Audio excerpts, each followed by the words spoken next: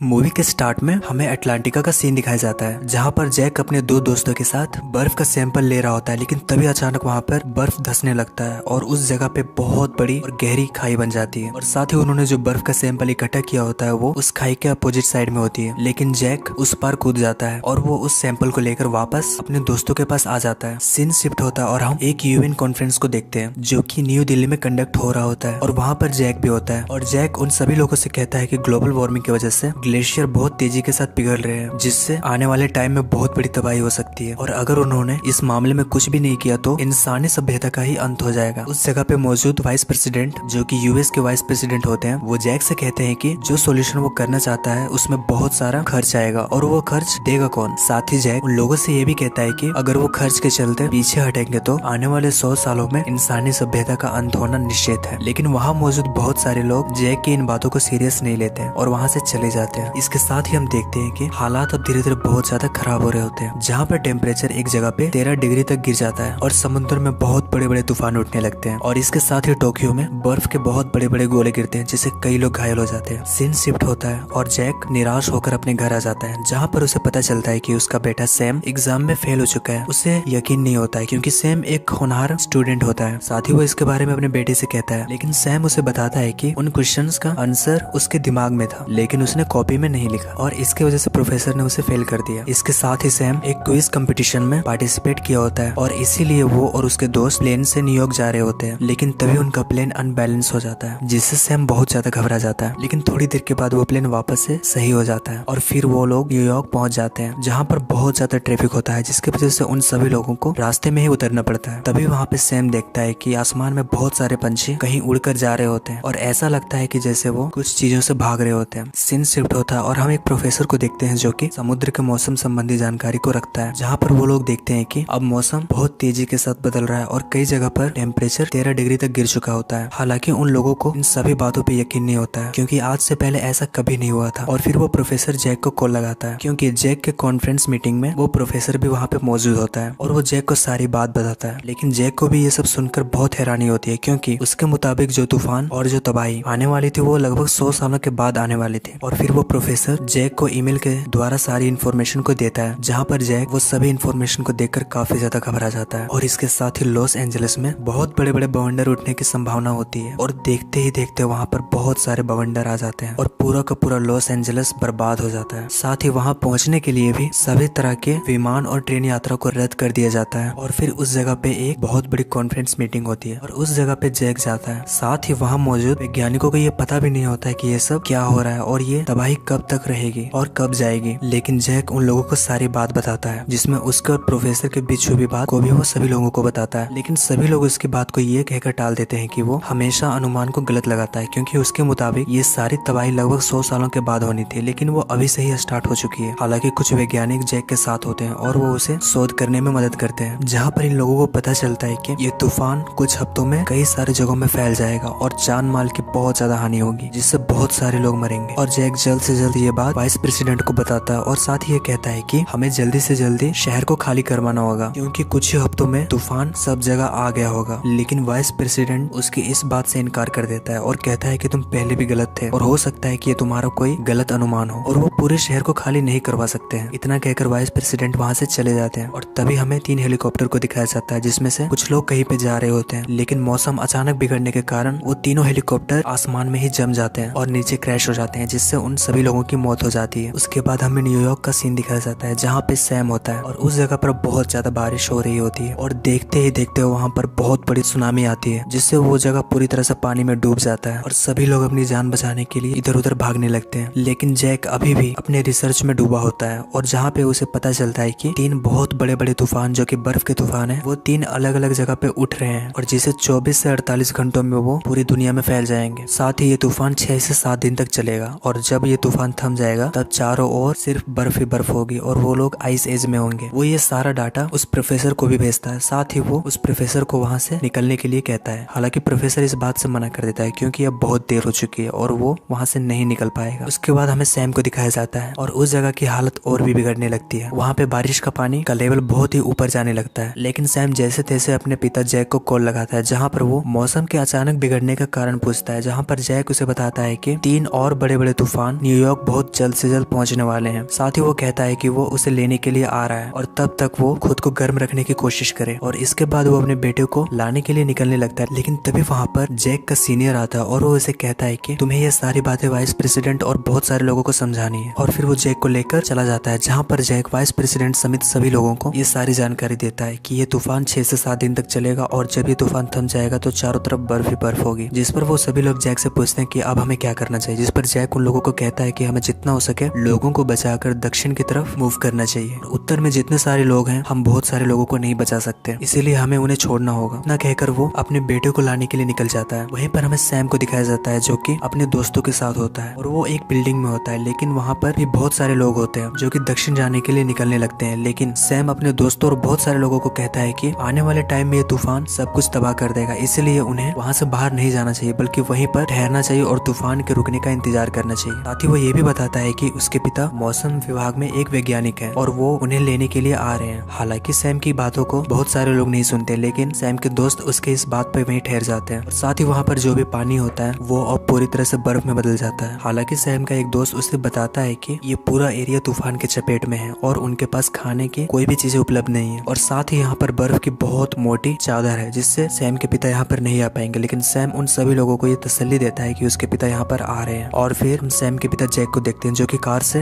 निकल रहा होता है, लेकिन रास्ते में ही बहुत सारे बर्फ होने के कारण उसकी कार रुक जाती है। और फिर वो अपने 3 दोस्तों के साथ आगे का सफर तय करता है, जिसमें वो चलते हुए न्यूयॉर्क पहुंचने की कोशिश करता है, जहाँ पर वो देखता है कि बर्फ बहुत ज्यादा मोटी है और बहुत सारे बिल्डिंग बर्फ के नीचे दबे हुए हैं। और इन लोगों के पास एक भारी बैग भी होता है जिसमें खाने और पीने की चीजें होती है। और जब ये तीनों चलते हुए आगे जा रहे होते हैं तभी उस सामान के कारण एक बिल्डिंग का शीशा टूट जाता है और वो सामान नीचे गिरने लगता है, और उस सामान के रस्सी से ये तीनों भी बंधे होते हैं और ये तीनों भी खिसकते हुए इस बिल्डिंग में गिरने लगते हैं। लेकिन तभी जैक एक हुक की मदद से उन तीनों को गिरने से रोक देता है। साथ ही उन लोगों को वो सामान को वहीं पे छोड़ना होगा, तभी वो लोग बच पाएंगे। और फिर वो लोग उस सामान को छोड़कर वहां से निकल जाते हैं। वहीं पर हम सैम को देखते हैं और उसके दोस्तों में एक लड़की भी होती है जिससे सैम बहुत ज्यादा प्यार करता है, और उसके पैरों में चोट लगी होती है जिससे इन्फेक्शन उसके बॉडी में फैलने लगता है, जिससे सैम को लगता है कि इस घाव की मरहम पट्टी ना करने के कारण इन्फेक्शन पूरी बॉडी में फैल सकता है। तभी वो बाहर देखता है, बाहर एक बहुत बड़ी कार्गो शिप खड़ी होती है, क्योंकि उस सुनामी के कारण वो शिप भी वहाँ पर आ चुकी थी। वो तय करता है कि वो उस शिप में जाकर दवाई ढूंढेगा और तूफान आने से पहले लौट आएगा। और फिर वो अपने कुछ दोस्तों के साथ वहाँ पे चला जाता है। उस शिप में इंटर करने के बाद कुछ देर तक ढूंढने के बाद वो दवाई मिल जाती है, लेकिन बाहर बहुत सारे आदमखोर भेड़िए होते हैं और वो भेड़िए इन लोगों पे हमला कर देते हैं। लेकिन जैसे तैसे ये लोग उन भेड़ियों को वहीं पे ट्रैप कर देते हैं और वहाँ से जल्द अपने बिल्डिंग की तरफ आने लगते हैं, क्योंकि वो तूफान अब यहाँ पे पहुंच चुका था और सभी चीजें जमने स्टार्ट हो चुकी थी। वो लोग भागते हुए अपने बिल्डिंग की तरफ आते हैं और वो उस लाइब्रेरी में चले जाते हैं जहाँ पर वो लोग थे, और वो सभी लोग वहाँ किताबों की मदद से आग जलाते हैं। वहीं पर सैम के पिता जैक और उनके साथी जो लोग उसके साथ आ रहे थे, और वहाँ पर भी ये बर्फीला तूफान आ चुका होता है और उन लोगों को भी एक जगह पे ठहरना होता है। जब ये बर्फ का तूफान वहाँ से गुजर जाता है तो जैक और उसके दोस्त आगे बढ़ने लगते हैं, लेकिन इस सफर में उनके एक साथी की मौत हो जाती है। लेकिन फिर भी वो हिम्मत नहीं हारते और जैसे तैसे काफी मुश्किलों के बाद उस बिल्डिंग तक पहुंच जाते हैं जहाँ पर जैक का बेटा सैम और उसके दोस्त मौजूद होते हैं। साथ ही वो लोग ये देखते हैं कि उन्होंने उस पूरे कमरे में गर्माहट फैलाई होती है, वहाँ पर आग जलाकर। उसके बाद सैम अपने पिता को देखता है और वो लोग काफी खुश होते हैं और सैम अपने पिता के गले लग जाता है। साथ ही ये दिखाया जाता है कि अब सिचुएशन धीरे धीरे नॉर्मल हो रही है, लेकिन अभी भी बहुत सारा बर्फ पूरी दुनिया में फैला होता है, और इसी के साथ ये कहानी खत्म हो जाती है।